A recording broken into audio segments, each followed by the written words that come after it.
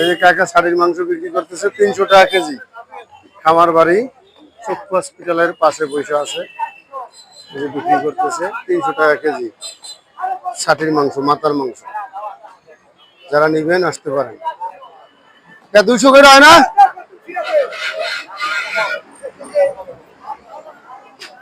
এই ভাগা কত?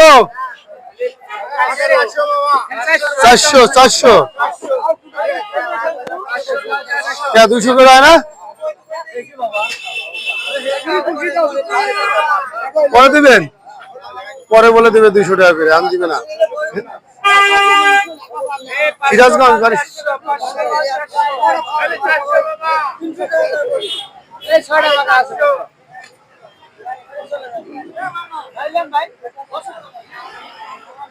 কিটা